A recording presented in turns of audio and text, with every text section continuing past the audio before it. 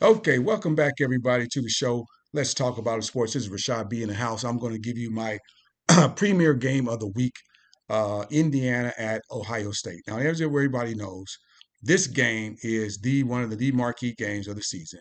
We're going to definitely see what Indiana's made of. Everybody's been waiting, anticipating that. They're ranked number 5 in the country, and so they're slotted in to be the playoff.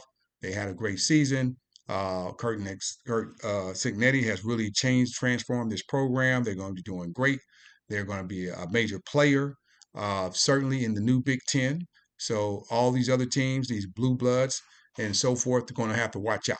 Now, having said that, I'm going to give you my keys to the game and what I anticipate happening. Certainly, first and foremost, let me start with the visitors first. Indiana. Now, one thing for sure that Indiana is going to have to make sure they do is ball control. They're going to have to make sure that from out the gate that they are ready to go because they're going to face a team that unlike they haven't faced all season.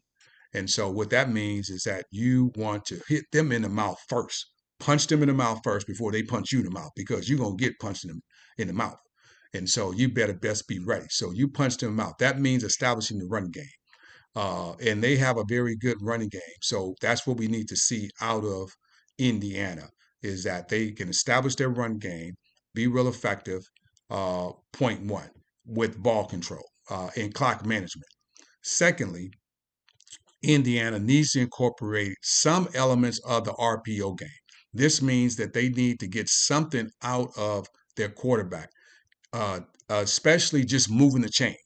If he can help offset so that you can move those chains, even if he's getting 3, 4 yards, that's helpful because you want to keep Ohio State off balance. And at the same time, with that, the third thing is you want to use your run game, set up your pass game. Now, all season long, Indiana has been great with those back shoulder throws, and we can count on them as well. So they're gonna need Indiana's gonna need to test those uh, with um, with those back shoulder throws. They're gonna need to test that secondary of Ohio State for sure. Um, and then we will see how that all plays itself out. Also, in this equation, they're going to need to get big plays, some kind of big play. We're talking offensively right now, whether it be in a pass game, whether it be in a run game, even in the kicking game. If we're going to put them in offense, they need to get some kicking game. The next thing that needs to be important for Indiana is red zone scoring. Okay, whenever you get in that red zone, you must get touchdowns. You can't not settle for no field goals. Now, if you have to get a field goal, take the field goal and take the points. But you want to have a high percentage of red zone scoring with touchdowns first and foremost. Now, the other thing is with that is for Indiana is that you want to have big plays. So whether it's a big run, whether it's a big pass play, something you need to be able to do that, and you can sneak in some runs, like I said, using a quarterback. Not too much because he's not a burner. He's not no Lamar Jackson by any stretch of imagination. So understand, but he can be effective, and that's the key to it all. When they're not anticipating it, setting them up when they're not anticipating that RPO, and then also running some trick plays. I expect Indiana, to use some trick plays here and there to keep Ohio State off balance, certainly. And certainly use a lot of motion. Again, setting them up, using motion, getting them swayed one way, and then coming back another way. That type of thing. And leverage. So the line of play, line of scrimmage is going to be real effective, and that goes with the run game as well too. Pass protection as well too. Anticipating blitzes. Um, every man at the line of scrimmage needs to be accountable. Uh, you can't miss any blocks, and if you got to set up with more additional coverage to get protection, then that's what needs to be done.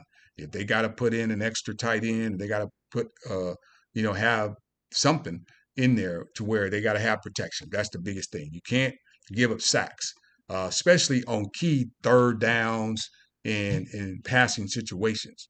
So they must be able to get great pass protection uh, without a doubt in this game that you see. Now, um, in addition, like I said, if they get to having to score field goals, that's okay if it just cushions the lead. If they have the lead, then it cushions the lead. But if they're in the catch-up game, they're going to certainly need some touchdowns, and they want to send a message off the gate that they can score touchdowns, not simply about field goals. Okay, and if they do those things, then they will be certainly at an advantage to winning this ball game from the offensive side. Now let's get to the defense real quick. So the defense has been stout all year. Run defense, pass defense, and certainly they're going to get tested. Their secondary for Indiana is going to get tested. So, but the thing is, they don't have length. They don't have anyone as long and tall as Jeremiah Smith, the all sensational freshman. So, but it's all about leverage. It's all about blocking. So if they can be in position, and Indiana's best DB is Pons, and he's been good. He's played against guys that are 6'4" and 6'5" before, and so he knows how to leverage himself and his experience. So, and at the same time, they're going to need to make sure that there are no blown coverages in the defense in the pass game. Everyone has to be on page and know who's running down the field and covering. They must certainly be aware of the short pass game as well as the long pass game. Running backs coming out on wheel routes and that type of thing must be covered. And then the run game, they must stop that.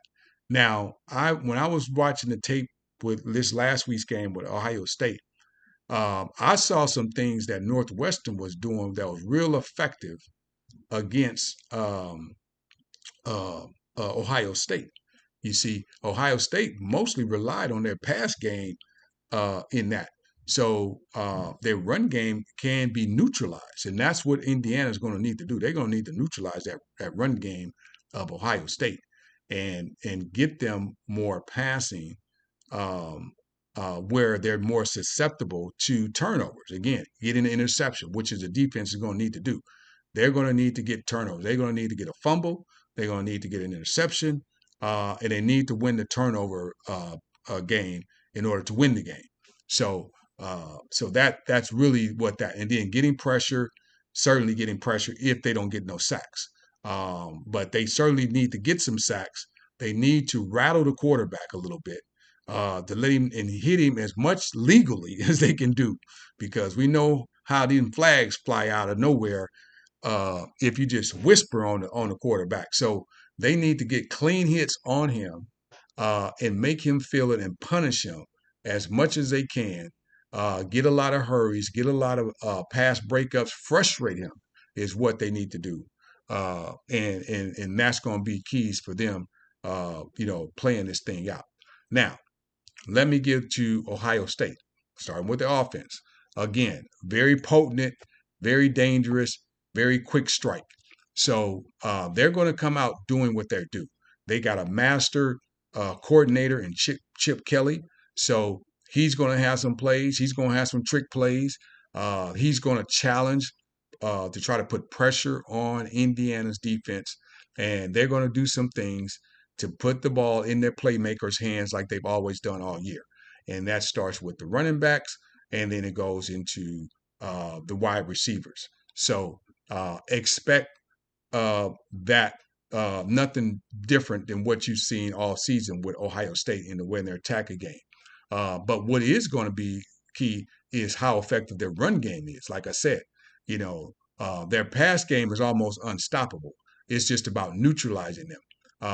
So that's what teams try to do, take away something. So they start with the run game. So like I said, that's where Ohio State, where they're going to need to be most effective. If they can get the run game going and then baiting Indiana and then making those plays on the pass game, then that's going to be their wheelhouse, their bread and butter throughout the game. And they need to be on the field. Again, as I mentioned with Indiana, taking the air out the ball and the clock, uh, Ohio State need to be on the field, and so forth, and not playing from behind too much. For the most part, they haven't.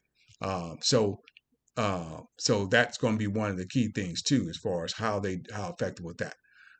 Same thing as with Indiana, red zone scoring, touchdowns needs to be the flavor of the day. Not selling for field goals, while Indiana scoring touchdowns. Same sort of situation with them.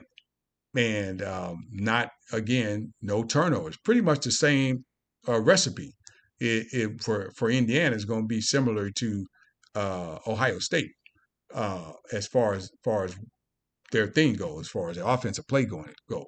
Now, uh, and then their quarterback needs to get settled. He needs to establish himself and use the RPO game. Again, similar, he'll be doing more RPOs than Indiana's quarterback is going to do involved in the run game. Certainly, you might see some bootlegs and things of that nature from the quarterback, just to sort of keep the Indiana defense honest and so forth. So we'll see how that plays out. Now let's get to the Ohio State's defense.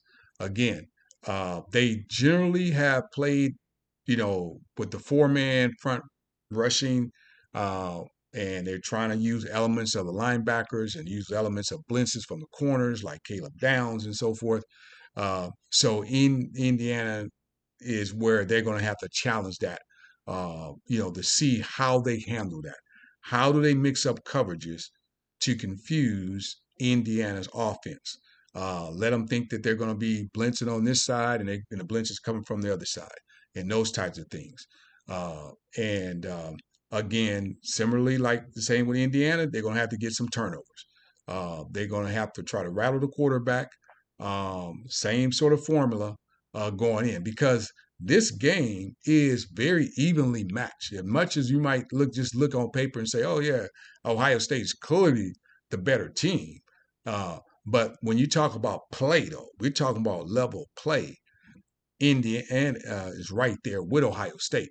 So pretty much, in my assessment, the same keys that are applicable for Indiana are going to be similarly applicable for Ohio State in terms of effectively winning this game. Outside of the fact that Ohio State doesn't necessarily need to take the ball out the air, uh, unlike what Indiana's going to need to do, especially in that first quarter and that fourth quarter. Those are things I'm looking for in watching this game, is how effective uh, each team can assert themselves. Again, that's going to be who's going to dictate this game, the pace of the game, who's going to be able to control the clock, because Ohio State offensively is going to want to wear down the depth of Indiana. We don't know how good the depth is with Indiana, and so that's the part of where Ohio State's going to be trying to attack and punch them in the mouth first with, and see can they wear them down. Now Ohio State also, going back with them, their offense has again, they had setback because their center is out. So we got to see how does the new guy come in. Now he has played, so he's got his experience, but again, he's not of the same caliber as the guy who just went out, Seth, who went out. So we'll see how that all plays into this too. And they've been banged up. Their offensive line, they move pieces around and all that stuff. And so we'll see how they still are adjusting offensively, and that could be to the advantage of Indiana as well too. So we'll see what this going to do. But I'm seeing this as a 4-quarter game. Um, and I'm going to go out there on the limb with this. And like I said, I got Indiana 27, Ohio State 17. Okay, you got that 10-point win for Indiana.